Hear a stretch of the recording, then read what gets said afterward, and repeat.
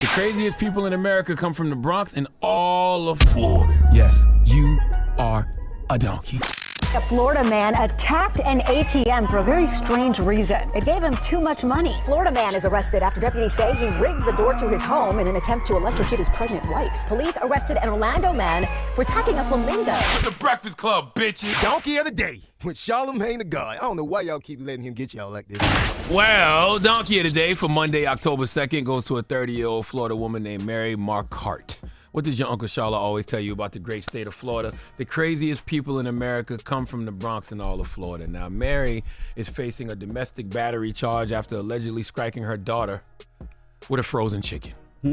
I can't make this kind of stuff up. Let's go to Today Plus News for the report, please. A 30-year-old woman has been arrested after allegedly attacking her daughter with a frozen chicken. Mary Marquardt, hailing from St. Petersburg, Florida, is facing charges of domestic battery for reportedly striking her daughter with the chilled poultry item. According to an arrest affidavit, the victim stated that Marquardt threw a frozen chicken at her, hitting her right leg. Marquardt's sister also witnessed the incident and confirmed that the defendant had thrown the bird, resulting in the victim being struck by the frozen chicken. The motive behind this unusual attack remains undisclosed in the affidavit. As a result of the incident, Marquardt was arrested and charged with a misdemeanor count of domestic battery. She was able to post a $150 cash bond and was released from the county jail after approximately 20 hours in custody. Marquardt, who has pleaded not guilty, has been ordered by a judge to have no contact with her daughter.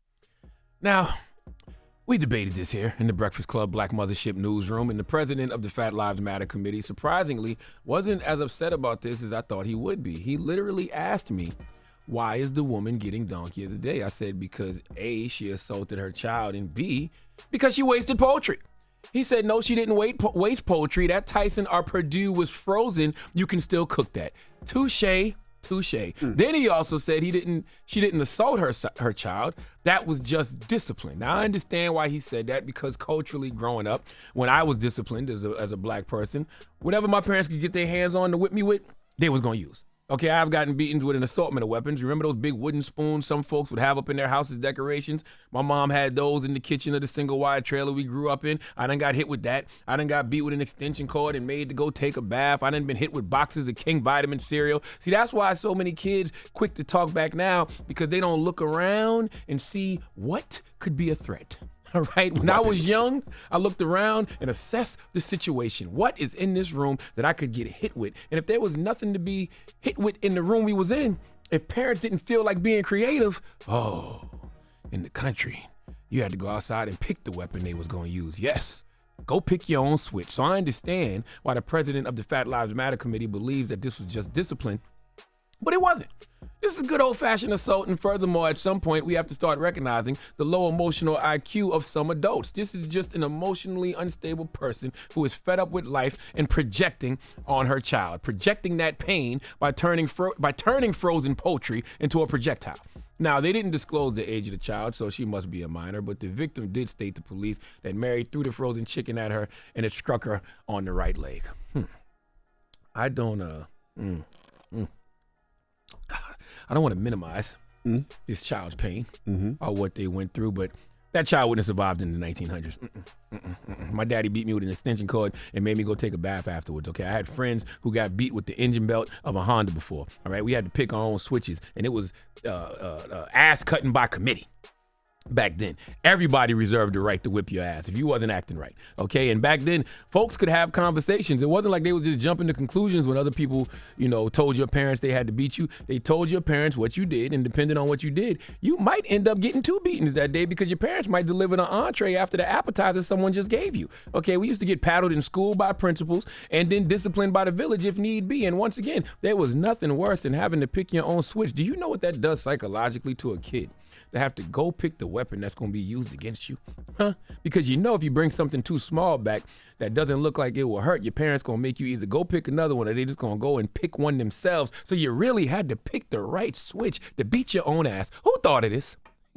We need to figure out who is the first person to make a child go pick their own switch, because that was cruel and unusual punishment. And if this young kid can press charges against her mom because she got frozen chicken thrown at her, then what can we do?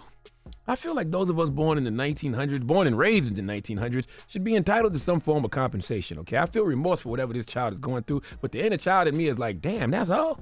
That's it? Okay, I get triggered when I see extension cords now, okay? All right, I can go home right now to Moncks Corner, South Carolina, and see that same tree I used to have to pick switches from, and immediately can feel that switch on my ass. I have core memories about those beatings, but this young child not about to stop eating chicken.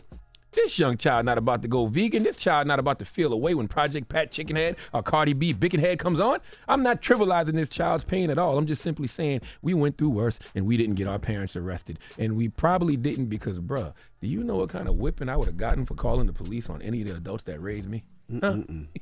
Are you serious? Anyway, please give Mary Marquette the biggest hee-haw.